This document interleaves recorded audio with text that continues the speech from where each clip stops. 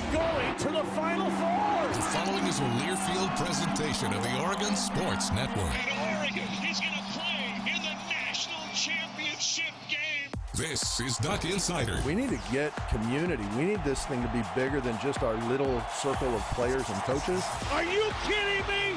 Touchdown, Oregon. With 2 seconds on the clock, he hits it! That's the bigger picture in this thing, allowing the community to celebrate the hard work, blue-collar mentality this group brings to the table. And the Ducks have won it! The Ducks have won! We get to struggle together, and we get to have joy together. Dante will dribble it out! The Ducks are Pac-12 tournament champions! I am so proud right now to be the head coach at Oregon. Oregon's a Fiesta Bowl champion in a 12-win season. This is Duck Insider on the Oregon Sports Network from Learfield, presented by OnPoint Community Credit Union. People are the point. Now let's go live to the Country Financial Studio to talk Oregon Duck Athletics. Man, the postseason can be really fun. The postseason can also really stink. That was the storyline today, at least for all of us following along with Oregon softball in the Pac-12 tournament. I'm Joey Mack. Thanks for being with us in the Country Financial Studio. Knight Jarecki was on the call for our friends at KWVA, the student radio station, our broadcast intern extraordinaire here for the Oregon Sports Network. He will join us coming up in just a little while on the show, live from Stanford, as the Ducks dropped the game this morning. A back-and-forth affair between the 3-seed Ducks and the 6-seed Utah Utes, a 7-4 win for Utah. Started out with Oregon leading 2-0 after the first inning. Utes got one back in the third before taking the lead in the fifth. Oregon then responded with a run in the fifth before getting the lead in the sixth. Emma Kauf reached on a fielding error by the left fielder. Ariel Carlson advanced to third. The Ducks also had an out recorded at home. Kai Luchar, though, did score on the play unearned. Like, it was one of those where things just, it felt postseason, didn't it? Now, the Ducks had the bases loaded multiple times and only got one run out of it in those situations. And then the decisive blow for Utah, a pass ball, allowed the tying run to score for the Utes in the seventh, then a 3-run home run for Utah, and Utah won the game 7-4. Ducks were an out away from advancing in that Pac-12 tournament. Oh, the postseason is so much fun, and also the postseason can really stink at times, and unfortunately did stink for the Ducks here in this particular outing. It feels like postseason, though, and now Selection Sunday is next for the Ducks. What does this do for Oregon's selection? Dropping the game this morning. Well, I don't honestly know if it changes a whole lot. I don't think that the Ducks were in line to host unless they won the Pac-12 tournament anyway. And as a result, they're probably still going to head to a site as a 2, maybe a 3 seed. We'll talk with Knight Jarecki coming up. He had the call, but definitely a gut punch for Oregon softball. If you're live with us in the 1 o'clock hour, they just wrapped up about half an hour ago with the Pac-12 tournament continuing now. Stanford and Cal will play, and Utah is advancing. The defending champions in that Pac-12 tournament are advancing. The Ducks, you got to think that that's just a tough one to recover from. Now, that being said, that's the way the postseason is, and the one difference in postseason when you get to the NCAA tournament is that if you lose the first one in a regional or you lose the first one in a super regional, you still come back and play again. In the Pac-12 tournament, single elimination, so the Ducks are done here Thursday morning. They were the first game of the 4 that are played in the Pac-12 tournament today. We will talk with Knight Jarecki coming up. Also, on today's show, Jess Drummond. Yesterday, we sat down with the Oregon Lacrosse head coach, reviewing the first year at the helm for the Oregon alum in Jess Drummond as the head coach of the Ducks. We talked with her for nearly 20 minutes. We have that for you coming up on today's show as well. A little preview of Duck baseball. Normally, today, I would be going up to Seattle. But because I am live with you here, I have not gotten the phone call yet. You don't have to see the video that Scott and I recorded a couple days ago yet. However, if you hear my phone ring today during the show, Scott and Caden are going to take you the rest of the way because I got to go take my wife to the hospital. We're expecting our second any day now, and maybe even Ashley Gentry back in the OSN studio, our satellite uplink on the radio side. Ashley might be hosting the show. Who's to know? Who knows what's gonna happen? Now, if Ashley did end up having to host the show, it would be all about the Rangers and it would be an NHL hockey breakdown. Unfortunately, we don't have any pro Ducks in the hockey ranks, and I don't have a whole lot to contribute on the subject, but that's what Ashley would talk about. Scott would spend the entire day talking about Star Wars. Caden, I don't know what you would talk about all day. Soccer. Yep, that's what it would be. Yep. So you'd have the NHL playoffs, Star Wars, and soccer across all levels breakdown. That would be Duck Insider. What a show. Yeah, what a show. So if my wife is going to call, that's what you're going to get moving forward. In any case, we're having fun with this. But we do have an awful lot of great stuff for you, including Duck Baseball. The reason I bring all that up, Ryan Milano is on his way to Seattle right now. Chase Megers, Kevin Sider met with the media yesterday. A couple updates from an Oregon catcher/outfielder, which was an interesting conversation with him. And also a guy who's been a real calming presence in Oregon's rotation, a veteran pitching on Sundays. Ducks are in the hunt in the Pac-12 race on the baseball diamond. Couple student athletes for you coming up, and then, of course, we'll talk with Knight Jarecki here toward the end of the show. He's wrapping up his broadcast and then going to join us. We were hoping it was going to be to break down a victory and then preview either a matchup with Stanford or Cal, but sometimes the postseason's really fun. Sometimes the postseason stinks. Unfortunately, it stunk for the Ducks this morning. Now, meanwhile, women's golf. Yesterday, they were just wrapping up their round when we were on the air live. So some further details on women's golf before we talk with Jess Drummond. The Ducks will compete at the NCAA Women's Golf Championships, the 13th time in program history that the Ducks are advancing. They took second at the NCAA Auburn Regional. Again, the top 5 advance. Tremendous final round on Wednesday. After entering the final round in 4th place, they were 2 strokes ahead of the cut line. There were 2 strokes separating 2nd place and 7th place, by the way. The number 14 Ducks put together the best round of the week by any team. They carded 5 under 283. Oregon started the day 18 strokes behind first place Auburn, the host, by the way, of the regional. At one point surged into the lead before finishing the day just 4 strokes back of the Tigers at 14 over par, a comfortable 14 strokes up on that cut line. Oregon will return to the NCAA championships for the first time since its national runner-up showing in 2022 after failing to get there last year. The 2024 NCAA championships will run May 17th through 22nd at the Omni La Costa Resort and Spa in Carlsbad, California. If I could get on that trip, Coach Radley, I'd go with you. Coach Radley said, quote, "I couldn't be more proud of our team. They played for each other every step of the way, came out and put together their best round when it mattered most. It's going to be a lot of fun seeing what they can do at the NCAA championships." Maybe the Ducks peaking at the right time, huh? They finished second. Kiara Romero actually put together some of the best rounds we saw consistently, a 73-74 and then a 71-218 overall. She tied for 11th individually. Tingaswan Huang also tied for 11th individually. The player that they call CCT, Chingsu Chen, she finished 12th. The Ducks were right there in that grouping.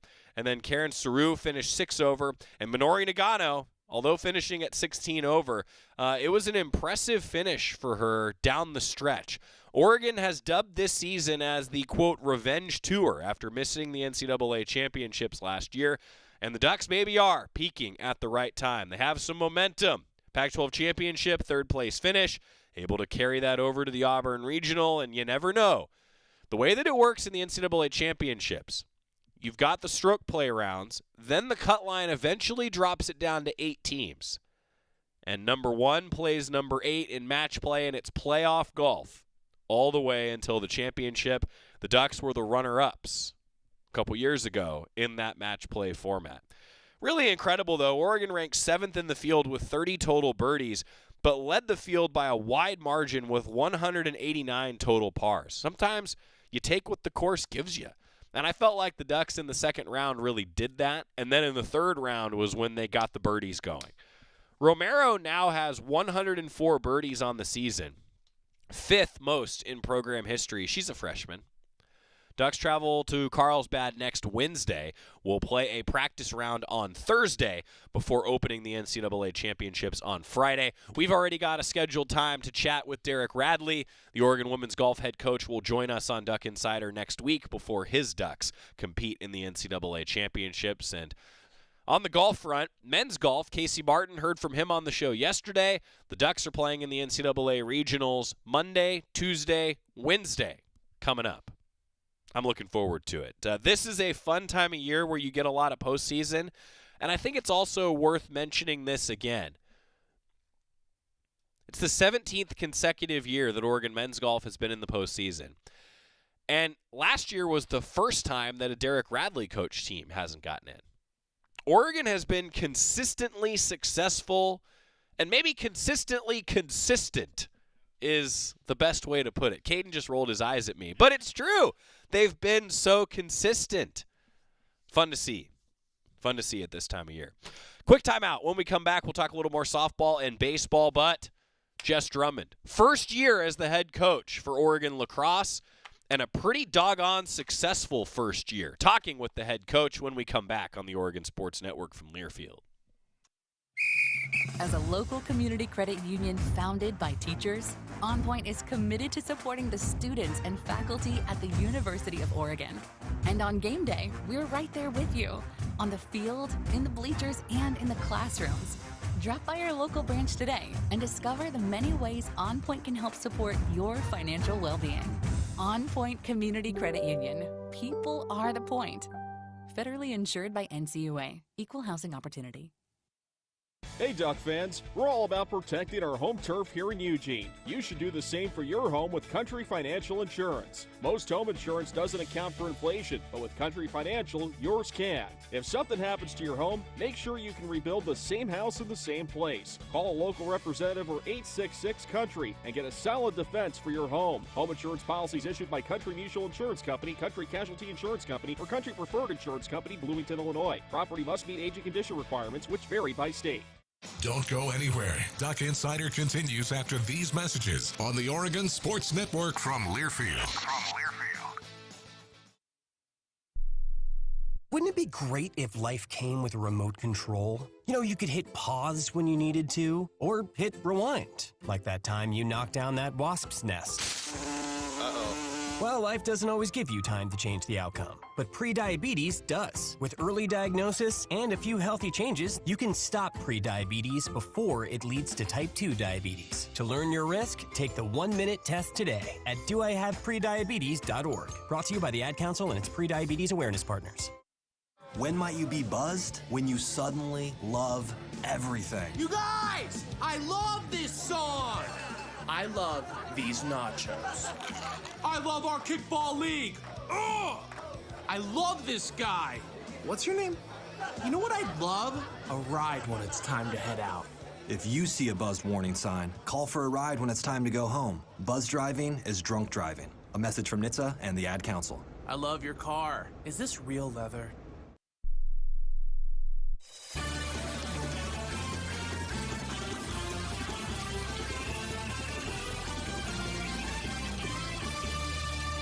We're back on Duck Insider, presented by OnPoint Community Credit Union. Joey Mack here with you in the Country Financial Studio. So Oregon Lacrosse had a heck of a season.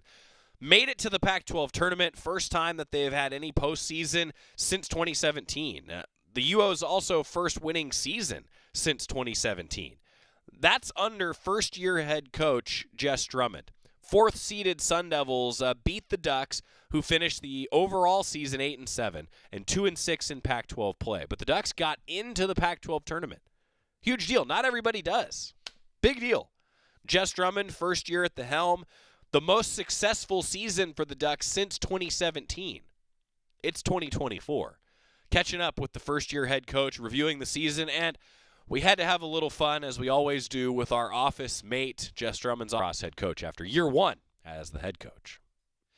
Season review. Time to talk a little bit of lacrosse. Jess Drummond is here in the studio of the long walk from the office. You know, you have the second shortest walk of anybody, of any head coach, I should say. Yeah. Here in the Casanova Center. So yeah, Graham has to be what, a step? He could jump into our office from his. It's I don't know if he likes that or not. I really don't. He's always nice about it. You should ask him.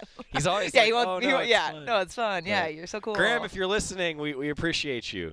Thanks for being here. Hey, thanks for being here. Yep. I wish that we were doing the season preview that continues doing a season review, though. Yeah. Let's start first with, would you prefer to do these interviews on Wednesdays again moving forward? And if so, then, some of them will be with Ryan, some of them will be with me. And now you've gotten a chance to work with both of us, so I have a very important question for you. Uh-oh. Do you think that the nickname Cookie fits Ryan? No. But his last name is Milano, and as a type of cookie, he needs a nickname. You don't like Cookie at all. It doesn't fit him? No. One of my best friends' nickname is Cookie, and I'm like, oh, she's a cookie. She's so cookie. And he's not? I don't see it. Okay. Well, but you know what? I can Ryan, wait on it. Maybe don't. Ryan, we're back to the drawing board, buddy. Did he pick that for himself? Oh, no. Oh, no. Because I sternly believe in this rule. You cannot pick your own nickname. No, you can't. You can't. Yeah, it's given to you. In high school, apparently, people called him that, because of the Milano cookie reference. And we've been trying to come up with a new Twitter handle for him because at Ryan Milano 24 just isn't working. So we went with Milano Media. We like a good alliteration. That's cute. Cookie commentator. That would be fun for a broadcaster. Yeah. So that was my serious question to kick off the interview for you. I'm sorry. Did you come up with that nickname? And I just was like, it was one of many actually that was suggested, and then Ryan volunteered the fact that in high school he was called it, and I was like, well, that's gonna stick. I probably just boosted your ego too. Yeah. You're so smart. Ashley Gentry in the OSN studio, our producer on the radio side, she was like, no, that's gonna work.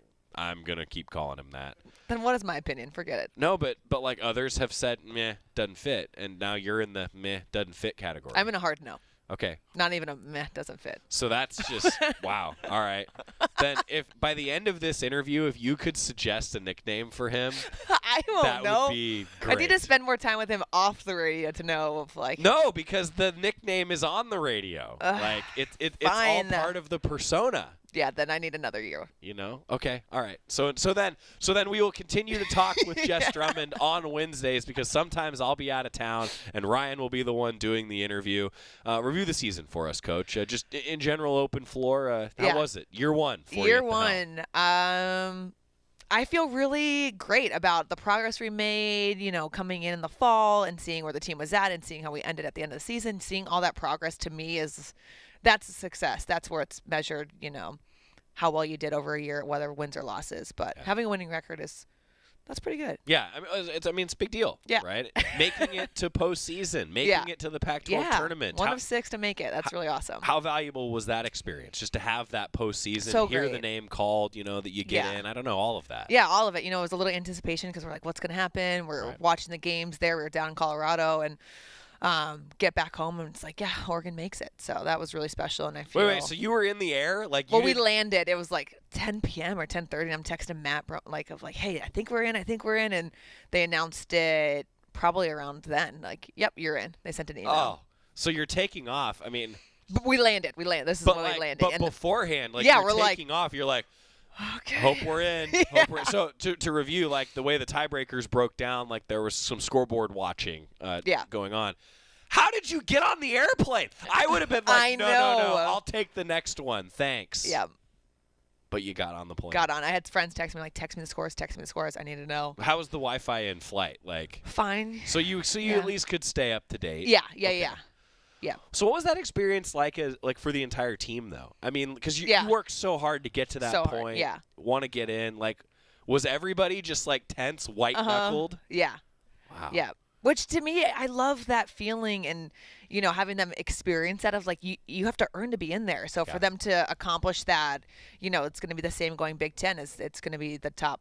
I think the bottom 2 don't make it. So it's you want to be in that top half to be able to make the tournament. So for them to get that feel, that taste of it is awesome. Yeah. And then there's something about the experience of having postseason for some of your younger student athletes. Right. First time. Yeah. I mean, you can't take it for granted. There's no doubt about that. Okay. So reviewing the season, I mean, a winning season in your first year. We talked about that. Postseason, that's great. Now some seniors, though, that are moving on. And I'm sure that's bittersweet for you. You only got to work with them really for 1 year. What's the senior class like? What's their legacy going to be for you? To me, I'm so sad we but grateful I got at least 1 year, to see them have their leadership, really leave a legacy for this team of just how much they believed in the team and played for each other, with each other. That's a team first that we want to continue to have for this team. One of those seniors, the Pac-12 midfielder of the year, in Morgan McCarthy, just her entire career and working with her this 1 year, eclipsed a lot of career records. Her name's going to be all over that Oregon record book. Yeah. What are your takeaways for her and her career? So pumped for her, and I feel like this was one of her best years, too, to end that strong, to break the Pac-12 scoring, to be there. The Pac-12's not going to be here, so she's going to have that record forever. That's literally an unbreakable – oh, my God. That is literally an unbreakable record. So I'm like, how cool. You get to be on that in there forever. Huh. Yep. Yep. Wow. Are you speechless? Yeah.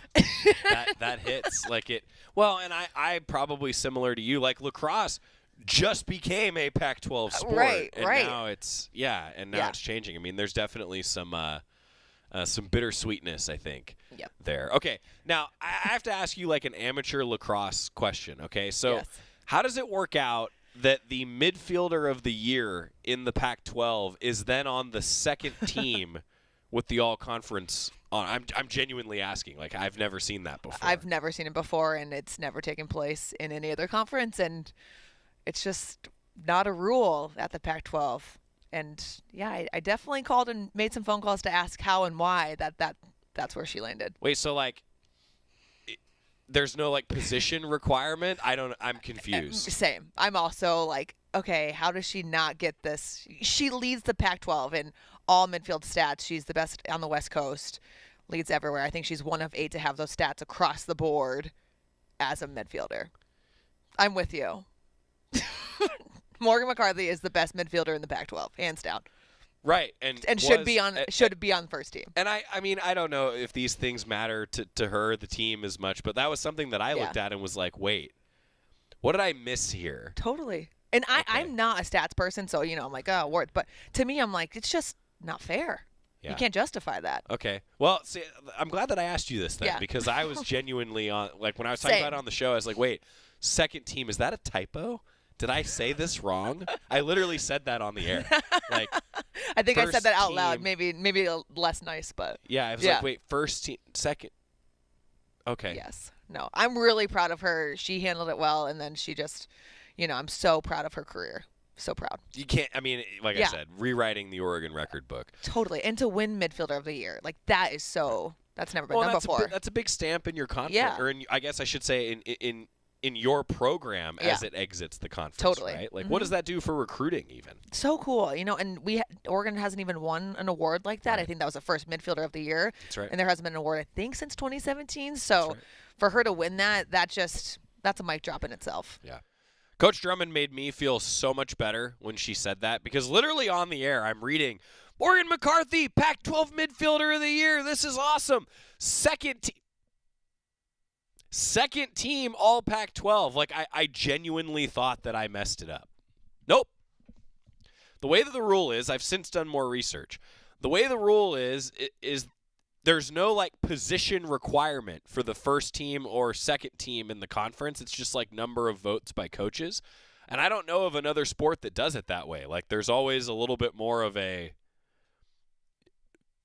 separation by position.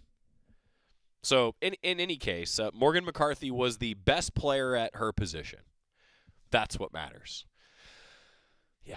More coming up with the head coach, reviewing year one for Jess Drummond. And then Knight Jarecki is going to join us on the horn from the Pac-12 tournament. See what's next for Duck softball. More to come on Duck Insider on the Oregon Sports Network from Learfield. Summer's here, and with a new Toyota, you can make the most out of summer with all your friends. Most of my friends happen to be four-legged. Your summer starts here, but it all ends June 3rd. Toyota, let's go places. Dealer inventory may vary. See your participating Toyota dealer for details.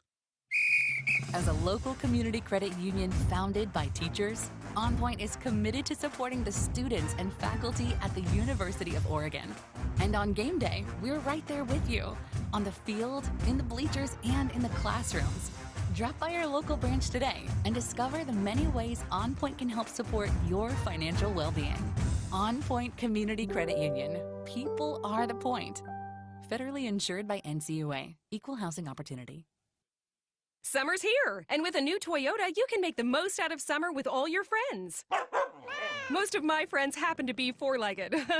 Your summer starts here, but it all ends June 3rd. Toyota, let's go places. Dealer inventory may vary. See your participating Toyota dealer for details. Duck Insider continues after this timeout on the Oregon Sports Network from Learfield.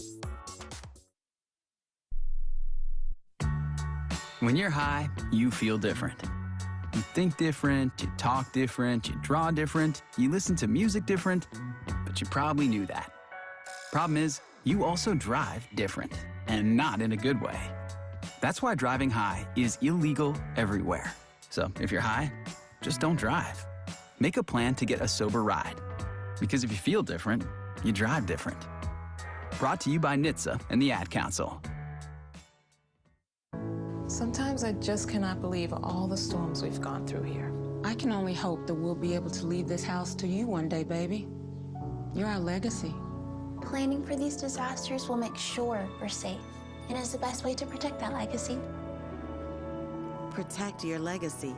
Visit ready.gov/plan for the tools and tips you need to start your emergency preparedness plan today.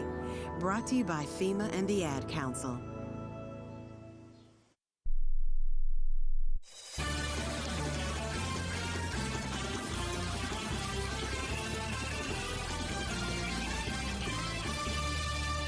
We're back in the Country Financial Studio. It's Duck Insider, presented by OnPoint Community Credit Union. Talking softball, Ducks, a bit of a heartbreaker this morning in the Pac-12 softball tournament. We'll talk with Nate Jarecki. He's down at Stanford. But first, continuing our conversation, after year one in the books for the head coach of Oregon Lacrosse, Jess Drummond, kind enough to join us every week during lacrosse season. We wrapped up the season with her, part two of our chat here. Standout moments from the year. I realize that's a very loaded, open-ended question on purpose. Please, some standout moments. What floods to the head coach's mind after 1 year at the helm? Standout moments, I think my favorite game this year will be the ASU on senior night. Like, that was Oregon Lacrosse. That was start to finish, how you show up for a game, how you finish a game, how you play connected, stay together. There just was so many positive takeaways from that game. Is that one that, like, you keep the film for a few years to reference? Probably. Like, and for me, like I was talking about the seniors earlier, to me, it that embodies what they've done for the program. Cool. Like, playing for your seniors that day and giving your best effort was just remarkable. And every senior got to get in and contribute to points. Like, that, to me, that fills the heart. That's cool. I wanted to go back in time with you a little bit because we talked about how it just so happened that your team was on schedule to have a foreign tour when you first started. Oh, yeah. Right? Yeah. See, and so does that feel like it was an eternity ago? Yeah, now? We talked about that at the senior bacon. I'm like, whoa, that was our first thing. Like, we went abroad together back in June. Right. It's almost going to be a year and a month, like just a month and a half. Yeah. So that's crazy. So I wanted to bring that up because I feel like it does kind of go full circle and bookend your first year, right? Like, you're going abroad, you're figuring out how to keep the team together when you're abroad. Like, you know, how valuable, I guess, was that for team building for you and for the team? That is just unheard of. You know, it really is. Literally. I've had a couple colleagues in lacrosse, like, how does one get a job and go immediately on an international trip? I'm like, because it was like within weeks, right? 1 week. 1 week. Week and a half. Yeah. Yeah. Yeah. And that is how I feel like they got to know me as a person before being just a coach. You know, I think that's good. So good. Like, you know, you're not showing up day one on fall and like, go do this, Here's this, your and this. regiment. Yeah. You know, like they got to meet me and my husband, meet some other people in the department that were chaperones and like really bond with each other. And so I think that was really special to just really get to know them just outside of the pressure of lacrosse. And that's totally why you took the job, is you got the foreign tour right away, got the trip. I'm sure it was a vacation the whole time. Yeah. We played Team England. It was fun. Yeah. Yeah. The coaching staff. Yes. I don't know that I've maybe asked you about the coaching staff enough, and I want to take everyone inside the show a little bit here. They have been fierce supporters of Jess coming on the show. They love the fact that they get to walk by the studio, and we were hoping to have them as a live studio audience at some point this year. But every now and then it would just be like, oh, something came up, can't do it when Jess is in there. I can neither confirm nor deny if the head coach had something to do with that maybe the meetings got scheduled for, like, uniform design always at 2 o'clock on a Wednesday when we record these. But I digress. The fact is that they are always a live studio audience for you. Yes, they are. And, man, you've got a great staff. I do. I'm so grateful. Yeah. They're awesome. Open floor on the staff. Well, now I'm definitely going to tell them that they need to come next time. So keep Wednesdays at 2. Next time. Yeah. We'll see. Good. Good.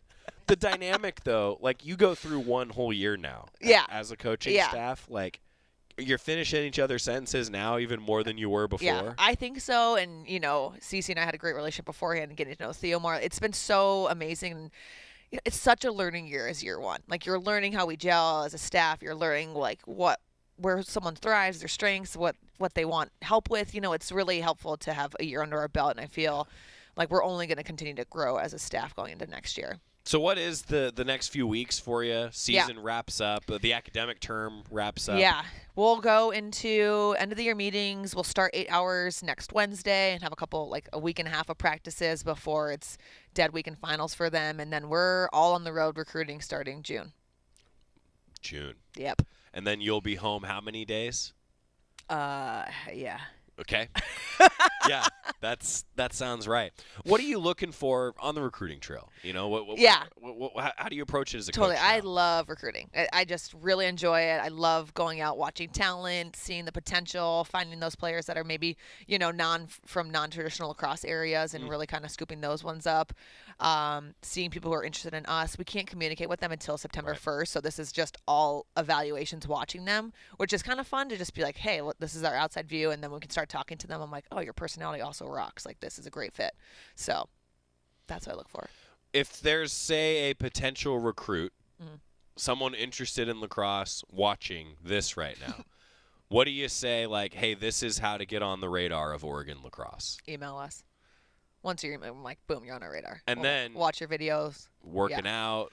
What should they be working on? Like, I guess, what do you look for in an athlete? Like, what separates somebody that they can work on? I think my biggest thing is seeing if somebody can be dynamic on like both sides of the field. Like, if you're just grabbing that ball and going to goal, you're not working with your teammates. Are you cheering for them when you're not in? Are you cheering for them when you are in? Are you being a good teammate? That's just like a whole round. Are you a good person? So basically, I was going to say, so you look for a good teammate before you look for the standout athlete. Yes. Yes. Like. Yeah. That's cool. It is a team sport, after all. Yes, it is. Right? Yep. What else is on the horizon moving forward? Do you get any vacation at all? July 4th weekend is a dead weekend for recruiting, so that's good scheduling by the coaches around lacrosse. Yes, yeah. So great. So I'm going to go to New Mexico, see one of my really good friends, and another friend's going to go visit. So that'll be fun. Yeah. Well, we will miss you in the office when you are out recruiting. Thanks. I'll come say hi when I'm back. Yeah. The Big Ten outlook, I guess. Oh, yeah. What's the transition like? Does much change? Do you know yet? I don't know. We have our schedule set for Big Ten for this year and next year. Oh, cool. So that's exciting to then now kind of work our schedules. That's what I'll probably be doing the next 2 months of like really kind of locking that in for next year. Super excited. Just going to be so fun to play that competition. Games start for the NCAA tournament on Friday, so really fired up to kind of see those teams all battle out. Jess Drummond, Oregon lacrosse head coach. It has been great having you. Cookie is not a good nickname. Anything? No. You got anything? No, what am I going to know? I need to hang out with Ryan more. Maybe I mean, you're in the studio with him at least a few times. I just wouldn't even know what to think for a nickname. I really thought that Cookie could play, but I guess not. That's a miss on my part. It's all right. That's all right. If I'm coachable. Yeah, maybe I just have a really good friend named Cookie, and they're just not the same. Yeah, well, and that's that was enough. That was it. Thank you, though. All season long. It's been great to have you in. It's been great to get to know you, and congratulations on a great first season. Here's to an even better second season. That was awesome, talking with Jess Drummond all year long, and I meant that. That's a tremendous first season, First winning season for the program since 2017 in year one for the head coach. She's great. I look forward to the Jess Drummond era continuing for a long time here for Oregon lacrosse. Quick timeout. When we come back, Knight Jarecki's on the horn. We'll get him on our TV. Tell you about that next. Softball. Sometimes the postseason's fun. Sometimes it's not on the Oregon Sports Network from Learfield. Summer's here, and with a new Toyota, you can make the most out of summer with all your friends. Most of my friends happen to be four-legged. Your summer starts here, but it all ends June 3rd. Toyota, let's go places. Dealer inventory may vary. See your participating Toyota dealer for details. Hey, Duck fans, we're all about protecting our home turf here in Eugene. You should do the same for your home with Country Financial Insurance. Most home insurance doesn't account for inflation, but with Country Financial, yours can. If something happens to your home, make sure you can rebuild the same house in the same place. Call a local representative or 866-COUNTRY and get a solid defense for your home. Home insurance policies issued by Country Mutual Insurance Company, Country Casualty Insurance Company, or Country Preferred Insurance Company, Bloomington, Illinois. Property must meet age and condition requirements, which vary by state. Summer's here, and with a new Toyota, you can make the most out of summer with all your friends. Most of my friends happen to be four-legged. Your summer starts here, but it all ends June 3rd. Toyota, let's go places. Dealer inventory may vary. See your participating Toyota dealer for details. Duck Insider, your home for the latest news on Oregon athletics on the Oregon Sports Network from Learfield. Hi, I'm Danica Patrick. Watching my nieces grow, play, and learn is amazing, but not every child gets to be carefree. 1 in 6 kids in the U.S. are hungry. This breaks my heart, and it's something that Feeding America is working to change. Each year, the Feeding America network of food banks rescues billions of pounds of good food that would have gone to waste and gives it to families in need. To help, visit feedingamerica.org. Brought to you by Feeding America and the Ad Council. You took the first step and quit smoking, but even former smokers may still be at risk for lung cancer.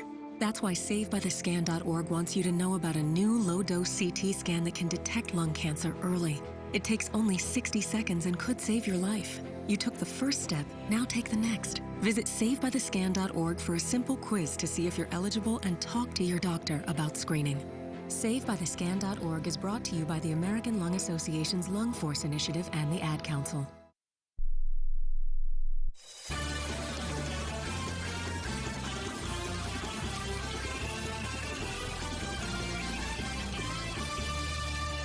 We're back in the Country Financial Studio. It's Duck Insider presented by OnPoint Community Credit Union. On the TV screen, look over there. It's Knight Jarecki. Hi, Knight. How are you? Hi, Joey. I've been better. Going into this season, even just throughout my life as a kid, I really liked roller coasters, and I was not fully prepared for the roller coaster that this season would be for Oregon softball. And, this game in the Pac-12 tournament was quite the roller coaster. Yeah. Oregon takes a 2-0 lead, and, you're feeling pretty good about yourselves. And, Utah comes from behind and takes the lead late and wins 7-4. And it was a wild roller coaster of a game. So, I've been better, but, happy to be here and alive. We're here at the Pac-12 softball tournament, which in itself is a special thing. And you're sitting under a tree. I am, like Rob Mosley yesterday. Not confirmed to be the same tree, but, I'd like to say that's the same tree. Yeah. Okay. Well, I said earlier tonight that the postseason sometimes is fun. Other times the postseason kind of sucks. Review the game for us. What'd you see this morning?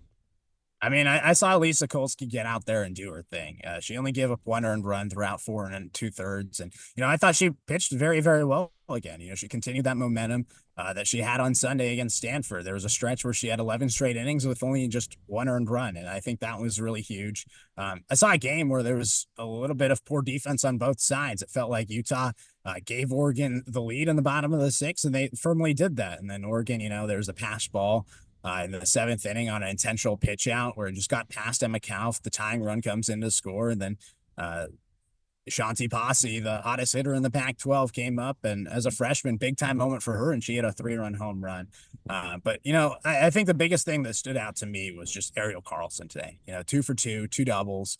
She walked twice. It just felt like she was a player that was like playing in her final Pac-12 tournament, and it felt like it just meant something a little bit more to her. And she really showed up today, and I think that was something that stood out. But just like Ryan Milano, like sometimes the cookie doesn't crumble your way. And so, it is what it is. By the way, firmly disagree with Coach Drummond. I think cookie does work. But yeah, that's what I saw today. Oh, Knight Jarecki just knocking one out of the park. Oh, See, now I feel better. Knight, this is why we needed you on today. Oh, that's just how the cookie crumbles. Oh, God, I have to tell you, Knight, you just got Ashley in the OSN studio cheering into my headset from back there. How long you been thinking about that one? You had that one chambered for a while?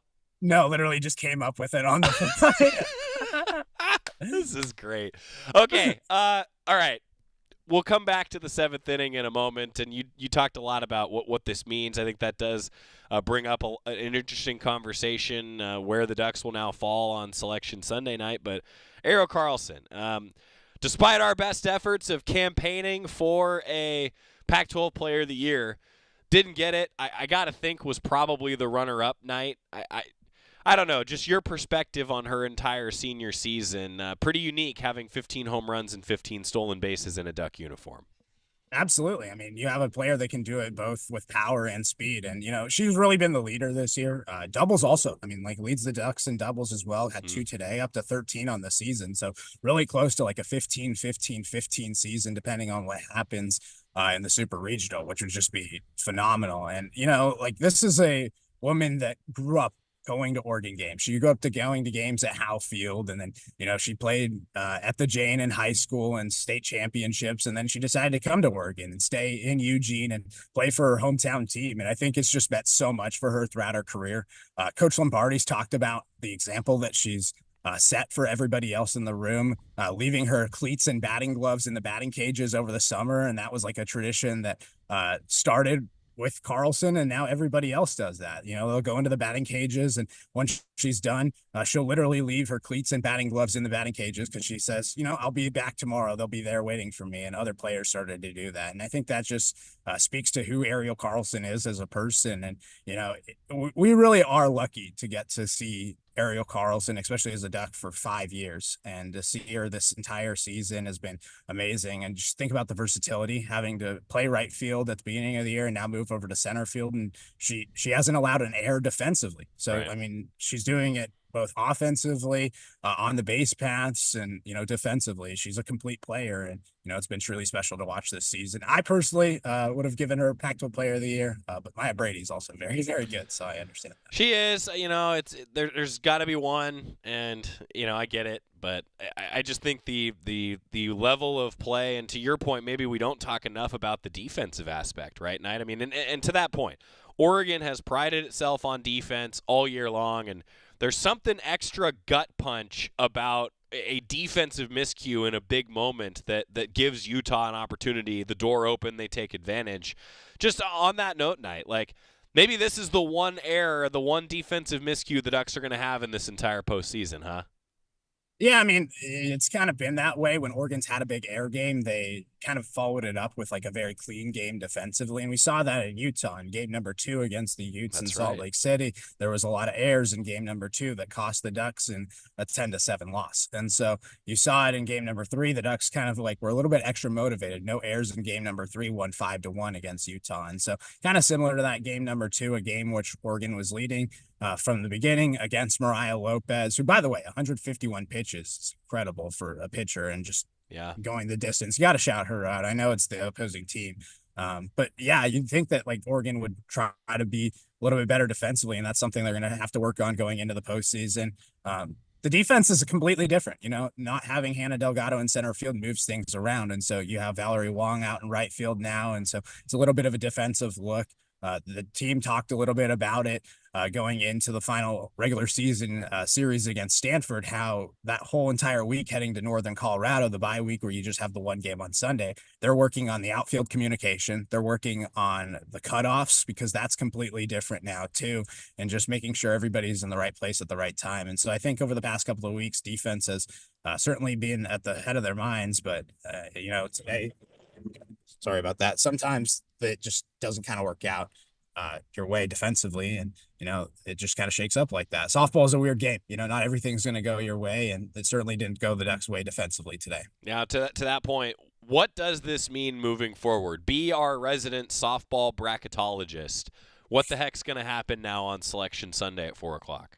Yeah, I'm really curious to see as well. And I think this is huge for Utah. And again, this is a Utah team that was coming in with a lot of motivation. The reasoning why is because right now Utah was kind of on that bubble. They were a team that, yeah, they just beat Washington 2 straight times to sweep them at the end of the Pac-12 regular season. But going into that series, they were kind of on the outside looking in.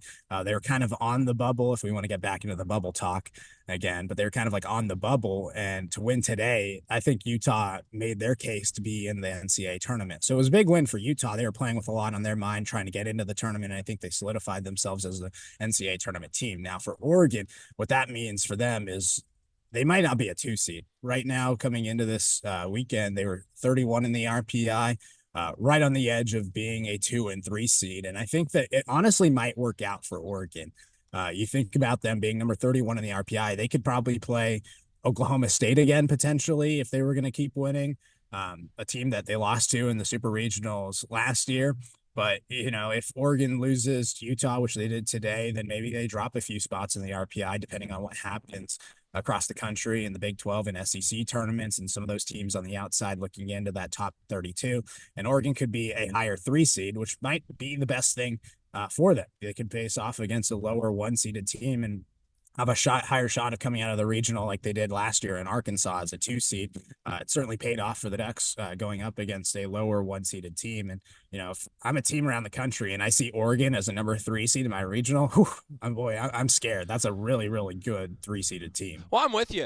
There's something to be said, like how much does a 2 matter versus a 3? It matters on where you go to what you're alluding to, Knight. But yeah, I wouldn't want to have Oregon in the region. But I think that's kind of true around the Pac-12. Like, how many West Coast sites are we really going to have hosting? Knight, do you have a sense of that yet? I mean, it's probably going to be UCLA, Washington, and Stanford. Those would be the only 3. And, I don't think Oregon's going to end up in one of those regions. And so you're probably looking more towards like an SEC team, kind of like a Missouri, and I think that like Oregon would like their matchup against a team like Missouri more than a matchup against a team like Oklahoma or Oklahoma State. And so we'll see. I mean, the Pac-12 is really, really strong this year. I mean, how Utah being a 6 seed in the Pac-12 tournament's like a really tough team to play first round. Utah was a team that, before the season started, they were projected to finish 3rd in the Pac-12. They received the first place vote in the Pac-12. And I think defensively, the Utes haven't been their strongest, and that's really why they've lost a lot of their games. They're in the top half in pitching. They're in the top half of the Pac-12 in hitting. Just fielding, they've been 9th, and we saw that today, a couple of errors for Utah. But, I mean, the Pac-12, top to bottom, is a very, very strong team.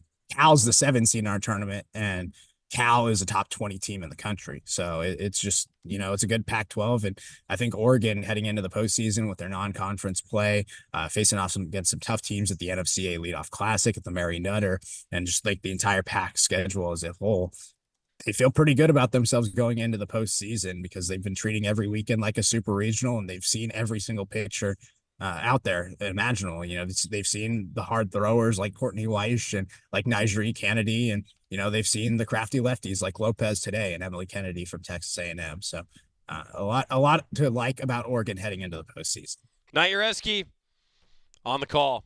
Wish he was on the call tomorrow, but sometimes the postseason's fun and sometimes the postseason stinks. Knight, drive safe. Thanks for being with us. Thanks for being our reporter live from the farm. Appreciate it, Joey. Take care. Have a great rest of your day. Hey, enjoy that drive back. He's going to get home tonight, folks. Yep. Hardest worker in student radio. Knight Jarecki right there. Look at this. He even brought cut back to the camera of him. He even brought his microphone. Do you see this, folks? He's got the professional microphone sitting under a tree on the farm. Yeah, shout out Jordan Brenner. He recommended this microphone for me as a freshman at U of O, and it's still with me 4 years ago. 4 years later. So I have the whole setup. I'm here. Heck, I'll be even in studio tomorrow for Duck Insider. So Did you hear this? I'm gonna make it there. Did you hear this? Hey, Knight, so actually we haven't talked about this yet. That means that if I get the phone call from my wife, you're hosting the show tomorrow. That is correct. I'm ready for that. Hardest working man in student radio, the OSN broadcast intern extraordinaire, voice of the Duck softball team. Knight, drive safe, buddy. Thank you. Appreciate it. When we come back, Oregon baseball on the road in Seattle tomorrow. Can you hear from Chase Meggers on the Oregon Sports Network from Learfield? As a local community credit union founded by teachers, OnPoint is committed to supporting the students and faculty at the University of Oregon. And on game day, we're right there with you, on the field, in the bleachers, and in the classrooms. Drop by our local branch today and discover the many ways OnPoint can help support your financial well-being. OnPoint Community Credit Union. People are the point. Federally insured by NCUA. Equal housing opportunity. At Shadow Hills Country Club, we're more than just an award-winning golf course and practice facility. Our events team offers all-inclusive event pricing that allows us to take care of all the details while you enjoy your event. Our indoor and outdoor venues offer you a wide variety of fully staffed options that put the focus on you. From weddings to business and social events, at Shadow Hills Country Club Events Center, you get the benefits of a resort atmosphere and amenities in a peaceful country setting, just minutes from downtown Eugene. Call for a tour today or visit shadowhillsevents.com. This is Duck Insider. Duck Insider on the Oregon Sports Network from Learfield. My simple solution to the problem was remove people from the scene and help them feel safer. In response to attacks against Asian Americans, Maddie Park raised over $250,000 to donate cab rides to the Asian community. There is so much more work to be done. We really need to come together and tackle this issue as a community. Support the Asian community. Learn how at lovehasnolabels.com. Brought to you by Love Has No Labels and the Ad Council. Put your phone on D&D, that means that do not disturb when you're driving. And when you're going from point A to B, I need you to stay safe, please, so always sing with me. So put your phone on D&D, that means that do not disturb when you're driving. And when you're going from point A to B, I need you to stay safe, please, so always remember this beat. Don't drive distracted. A message brought to you by the National Highway Traffic Safety Administration, Project Yellow Light, and the Ad Council.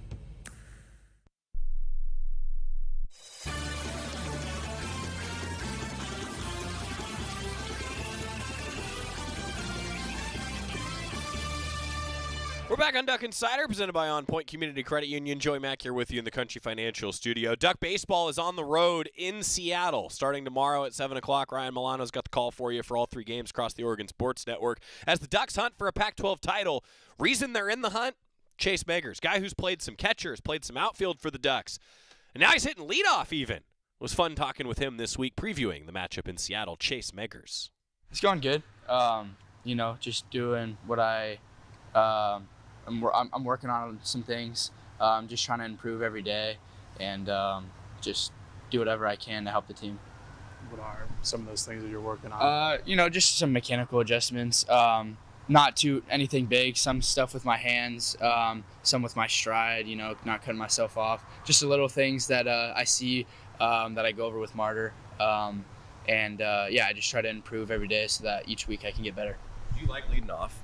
I love leading off. I think it's awesome. I think it's, for me, I'm super competitive and I love to set the tone for the game for our team.